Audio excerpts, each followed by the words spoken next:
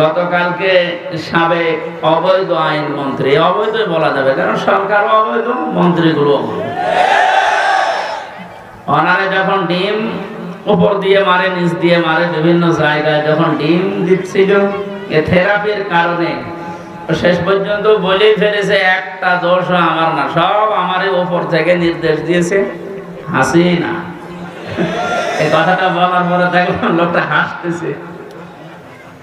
আমার মনে হয় তার আমার এই যে এক মামা এসেছে আজকে সাথে কুষ্টিয়া থেকে, অনেক মামা, ওর একটা হালকা তার কাটা আছে, আমার মনে হয় এই বেটারও তার এরকম কেটে গিয়েছে।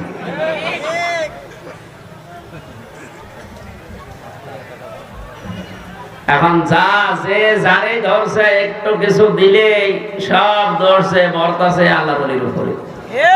আর যেটা দরবেশ মনে করতাম, এ দরবেশ যে এত খারাপ, দাড়ি কেটে নম হয়ে গেছে, ওরে দেখলে পর্যন্ত শয়তান হাসে যে আল্লাহ তুমি আমার শয়তান বানিয়েছো, এটা তো আসল শয়তান ছিল।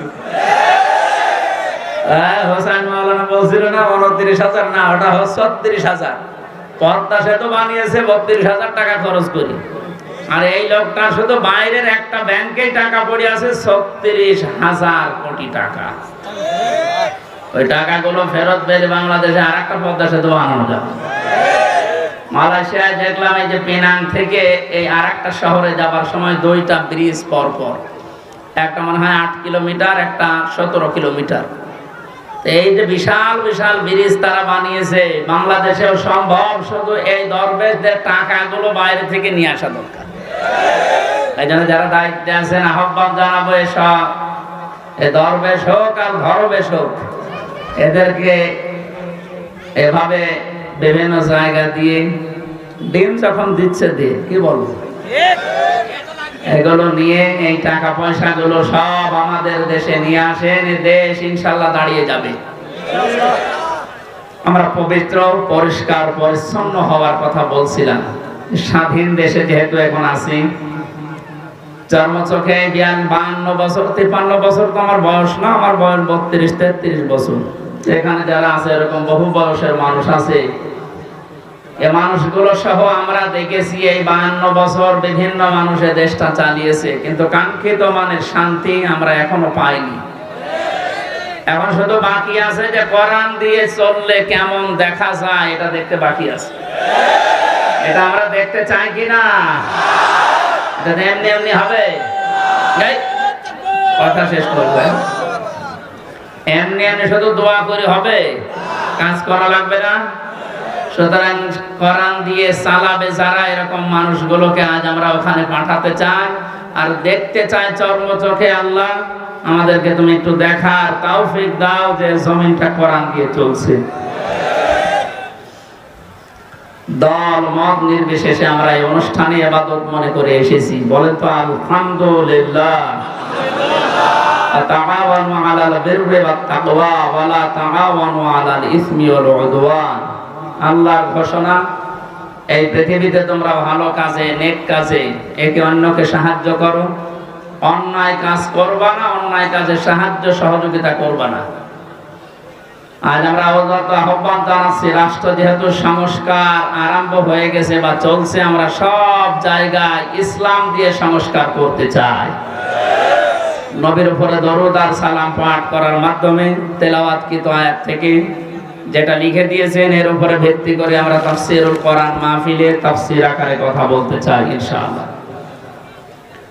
জবান খুলে কোরআনে কারীম থেকে, আমি যেহেতু 8-9 দিন ছিলাম, মাওলানা মিজানুর রহমান আজহারি ভাই, এরপরে ডেভিড লিও নামে একজন আছে ইসলামিক চিন্তাবিদ স্কলার, অনেক দামি লোক, এরপর ডক্টর জাকির নায়েক সাহেবের সাথে দেখা হয়নি, হওয়ার কথা ছিল।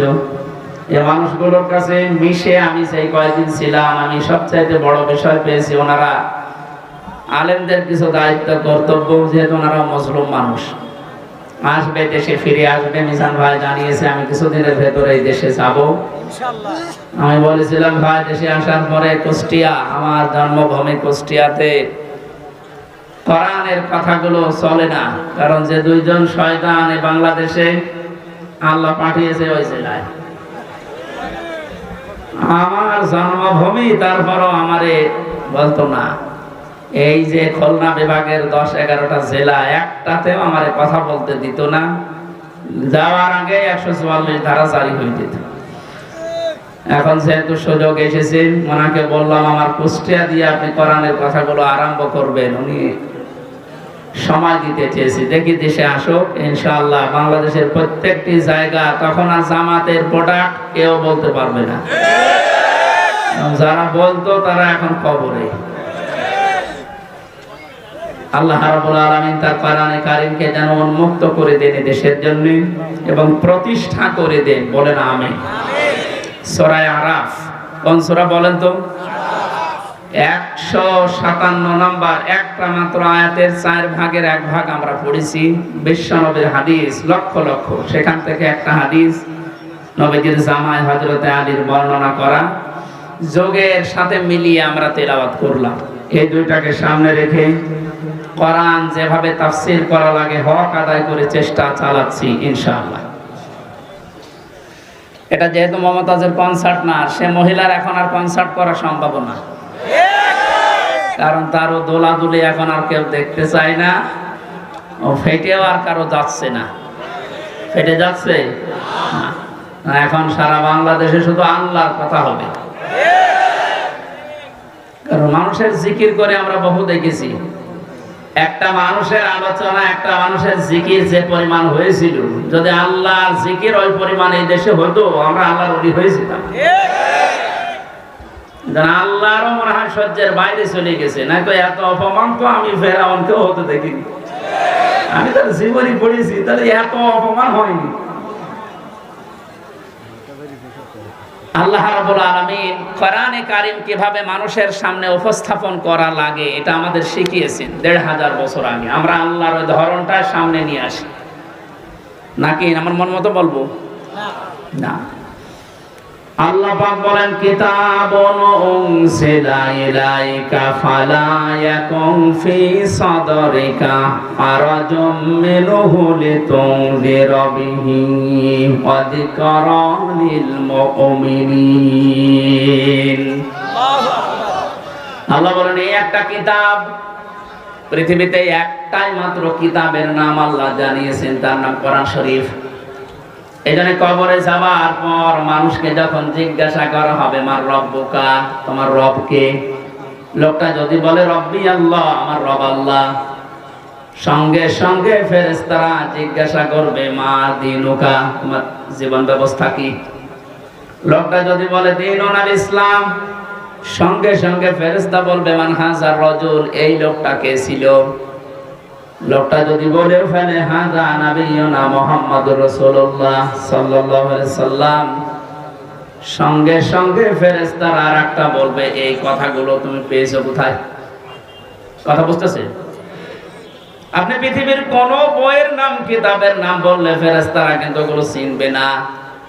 আপনাকে সঙ্গে সঙ্গে জবাব দিতে হলে বলা লাগবে আমি কোরআনে পেয়েছি, কারণ ফেরেশতারা এই একটা কিতাব চেনে। আল্লাহ জানে কিতাব দিয়েছেন, এই একটা কিতাব এমন দামি কিতাব, এটা আল্লাহর পক্ষ থেকে এই পৃথিবীতে আল্লাহ নিজে পাঠিয়েছেন। নবীজি এই কিতাবুন শব্দটার ব্যাখ্যা করতে গিয়ে হাদিসে জানিয়েছেন মানিত্তাবাল হুদা বিগাইরিল কোরআন আদাল্লাহুল্লাহ। তিরমিজি শরীফের হাদিস। এখানে ডিস্টার্ব হচ্ছে, বাতাস লাগবে না, অ্যাক্টিভ হয়ে শুনবেন। আমি কিন্তু প্রশ্ন করবো, এটা ক্লাস চলছে না? ক্লাসের পরে যে প্রশ্ন করা হয় আমি কিন্তু সামারাইজ করে প্রশ্ন দেব। আপনাদের সাথে শুনতে এসেছেন না? আল্লাহর নবীর এই কথার ভেতর থেকে দুইটা শিক্ষা আমি পেয়েছি। নবীজি জানিয়েছেন কোরআনে কারীম বাদ দিয়ে পৃথিবীর কোন জায়গায় যদি কেউ ভালো হওয়ার নিয়তে, হেদায়েত পাওয়ার নিয়তেও যায়, আল্লাহ নিজে দায়িত্ব নিয়ে তাকে গোমরা করে দেয়। আর কথার অর্থ বোঝেন? নবীজির হাদিসের শেষ অংশ ছিল আদাল্লাহুল্লাহ, আদাল্লাহ ইউদিল্লু, সুলাসি মুজাররদ থেকে এসেছে। শব্দটা যদি ভাবে ইফআল থেকে নবীজি বলতেন যে দল্লা, আদাল্লাহ ইউদিল্লু, বাবা ইফআল থেকে শব্দটা আসা। নবী দল্লা ইয়াদিল্লু বলতে পারতেন।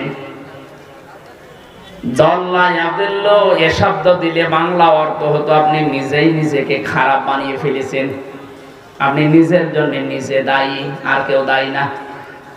দল্লা শব্দ যখন আসবে বাংলা অর্থ তখন হবে আপনার হয়তো নিয়ত ভালো ছিল, আপনি কোন জায়গায় গিয়েছিলেন যে ভালো হয়ে যাব, কিন্তু কোরআন সেখানে ছিল না।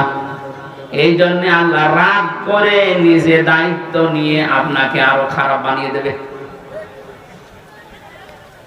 এটার জন্য সবচেয়ে বড় কারণ হচ্ছে পৃথিবীতে একটাই মাত্র কিতাব আল্লাহ মানুষকে হেদায়েত দেওয়ার জন্য সর্বশেষ পাঠিয়েছেন, তার নাম কোরআন শরীফ। কোরআন বাদ দিয়ে হেদায়েত দেওয়ার মতো কোন কিতাব কিয়ামত পর্যন্ত আর নেই। কথা বুঝতেছেন? এদের সর্বপ্রথম আয়াত দেখবেন যালিকাল কিতাবু লা রাইবা ফিহি, কিতাবের আগে আলিফ লাম আছে। আল্লাহ নির্ধারিত করে জানিয়েছেন একটাই মাত্র কিতাব যেটা মানুষকে হেদায়েত দিতে পারে, তার ভেতরে কোনো সন্দেহ নেই, ভুল নেই, অবকাশও নেই। হাদিসের ব্যস্ততায় আমি যেটা পেয়েছি, ও বাংলার জনগণ, কোরআন যেখানে নেই ওই রকম জায়গায় এখন থেকে যদি আপনি ভালো হওয়ার নিয়তেও যান, আপনাকে আমির হামজা খারাপ বানাবে না, খারাপ বানিয়ে দেবে কে? এবার এক বাক্যে বলবেন হেদায়েত দেওয়ার একচ্ছত্র মালিকানা হামজার? বলেন। নবীজির? কার? আল্লাহ ছাড়া পথ কেউ দেখাতে পারে না, হেদায়েত দিতে পারে না। উনি যদি বলেন আমি তোকে খারাপ বানাবো, বলেন তো কে আছে আপনাকে পথ দেখাবে? বলেন। এই জন্যে আমার শেষ কথা, ফাইনাল কথা এটাই, আজকে থেকে সিদ্ধান্ত দৃঢ়ভাবে নেওয়া লাগবে। কোরআন যেখানে নেই, সে যত বড় বাবার দরবার হোক, যত বড় রাজনৈতিক দল হোক, যেখানে কোরআন চলে না, কোরআনের কর্মসূচি নেই, আমি ওখানে যাব না। ওখানে যদি আমি ভালো হওয়ার নিয়তেও থাকি, তাহলে আমারে খারাপ বানিয়ে গোমরা বানিয়ে জাহান্নামে পাঠাবে কে? আমার মনে হয় এই ওয়াজটা যদি আজ আমরা বাংলার 18 কোটি জনগণের ভেতরে 10 কোটি মানুষও মেনে নিতে পারি, এদেশে আমরা গোমরাহি থেকে মুক্ত হব। আল্লাহ রাব্বুল আলামিনের হেদায়েত আমাদের জন্য আম হয়ে যাবে। আশা করছি আপনি কথাটা মেনে নেবেন আপনার প্র্যাকটিক্যাল জীবনে, যে কোরআন যেখানে নেই ওই রকম দলে আমি আজকে থেকে আর নেই। এটা শুধু সামিয়ানার নিচ পর্যন্ত শেষ, বাইরে নিয়ে যাবেন তো ইনশাআল্লাহ।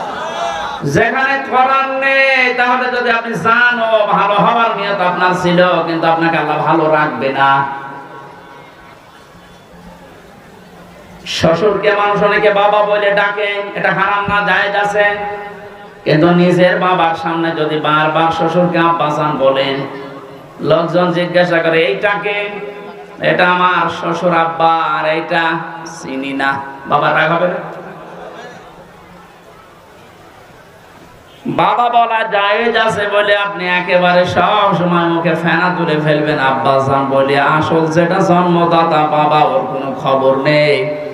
ওনার মনে যেমন দুঃখ লাগার সম্ভাবনা আছে, কোরআনে কারীম আল্লাহ হেদায়েত দেওয়ার জন্য পাঠিয়েছে।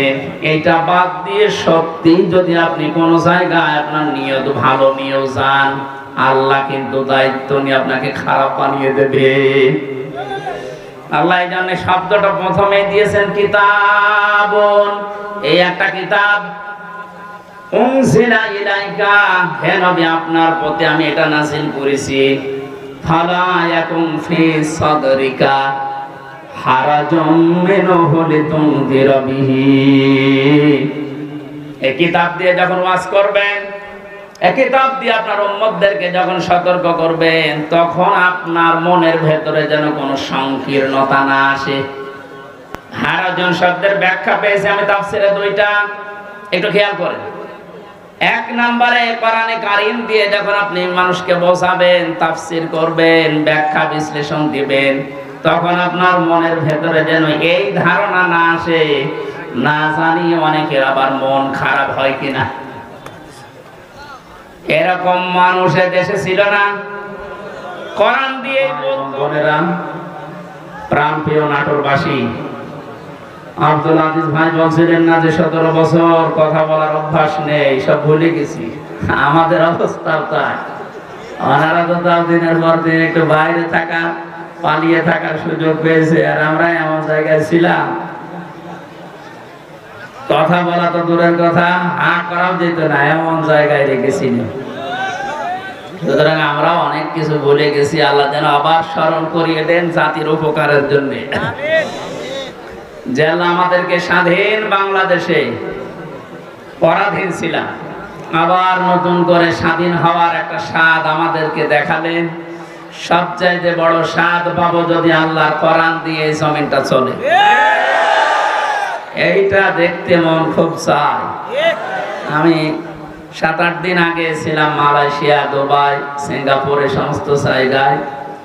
এদের দেশে ইসলাম নেই, কিন্তু ইসলামের নিয়ম নীতিগুলো তারা মানে। 1500 বছর আগে বিশ্বনবী যে জানিয়েছিলেন পবিত্রতা ঈমানের অঙ্গ, এটা শোনেননি কোনোদিন? পাক পবিত্র থাকা এটা ঈমানের অঙ্গ। কোন কোন জায়গায় পেয়েছি এটা ঈমানের অর্ধেক। এই শব্দটা নিয়ে চিন্তা করেছিলাম, কিন্তু এত গুরুত্ব দিয়ে কথা বলার কারণ কি? সিঙ্গাপুরে যে দেখলাম এই হাদিসের বাস্তবতা চলছে। আমার সামনে একজন, তার ছেলে একটা ঠোঙা, এই যে চিপস মিষ্টি চকলেট মকলেট খাবার পর এটা ঠোঙ্গা ফেলেছিল রাস্তায়। কোথায় ছিল পুলিশ জানি না, সঙ্গে সঙ্গে এসে এটা ফেলেছে কে? আমার ছেলে বোঝে না, এই জন্য না, রাস্তাঘাটে কিছু ফেলা যাবে না, যখন ফেলেছে জরিমানা দেওয়া লাগবে। ধরে নিয়ে গেল থানায়। কি পরিষ্কার পরিচ্ছন্ন, কি মানে জায়গাটা দেখলে মনে হচ্ছে। রাতের বেলা যে বাড়িতে ছিলাম বললাম ভাই মশারি, বলে কিসের মশারি? কোন মশা নেই দেশে। কত বড় পরিষ্কার থাকলে একটা মশা চোখে দেখা যায় না বলেন তো?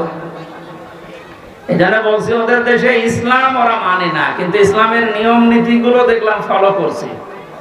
বিশ্বাস করে না ইসলাম যে শান্তির ধর্ম, এটা বিশ্বাস করে না। খ্রিস্টান আর বৌদ্ধ এই দেশে বেশি, কিন্তু ইসলামের নিয়ম নীতি ফলো করার কারণে, শুধু আইনের শাসন থাকার কারণে এই 17 বছর অনেকে শুধু মিথ্যা বলে উড়িয়েছে যে আইনের শাসন আমরা প্রতিষ্ঠা করেছি, কিচ্ছু করেনি। শব্দটা উল্টিয়ে বলা যায় যে বেআইনের শাসন প্রতিষ্ঠা করেছিল।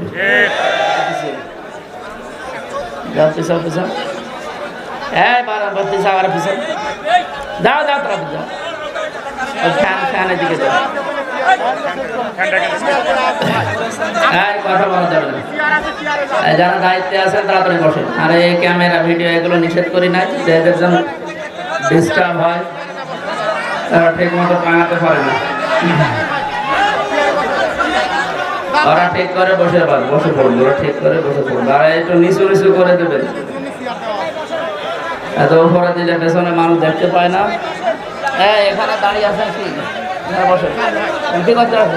বসেন, এখানে বসেন, বসেন, বসেন, বসেন। আপনারা কথা বন্ধ করেন, এরপরে শুরু করি নাকি?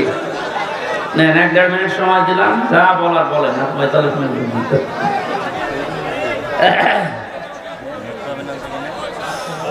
আলহামদুলিল্লাহি রাব্বিল মাশরিকাইন ওয়া রাব্বিল মাগরিবাইন আল্লাযী খালাকা কুল্লা শাইইন যাওজাইন ওয়া আওজাবা আলাইনাল ইহসানা বিল ওয়ালিদাইন ওয়া নাশহাদু আন লা ইলাহা ইল্লাল্লাহু ওয়াহদাহু লা শারীকা লাহু وأشهد أن محمدًا عبده ورسوله سيد الكونين صلى الله عليه وعلى آله وصحبه وأتباعه أجمعين ليلا ونهارا في الطرفين فقد قال الله تعالى في كلامه المجيد وبرهانه التوحيد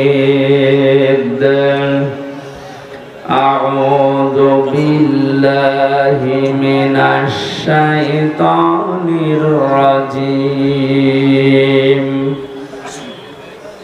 بسم الله الرحمن الرحيم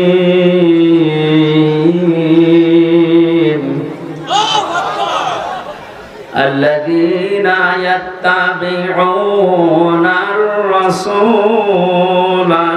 النبي الأمي الذي يجدونه مكتوبا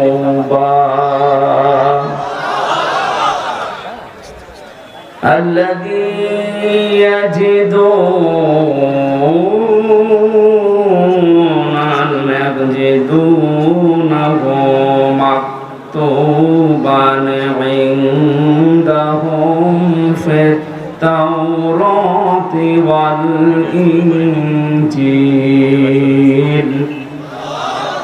صدقت يا ربنا.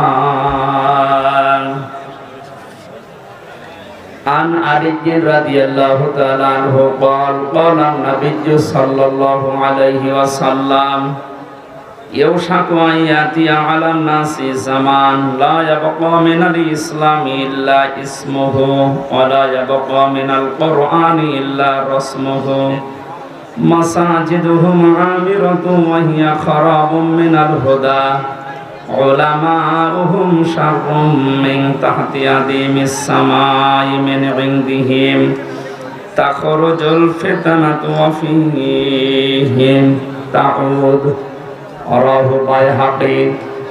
وقال تعالى في شان رسوله وما زادهم إلا إيمانا وتسليما. اللهم صل على محمد وآله وصحبه وبارك وسلم. الحمد لله.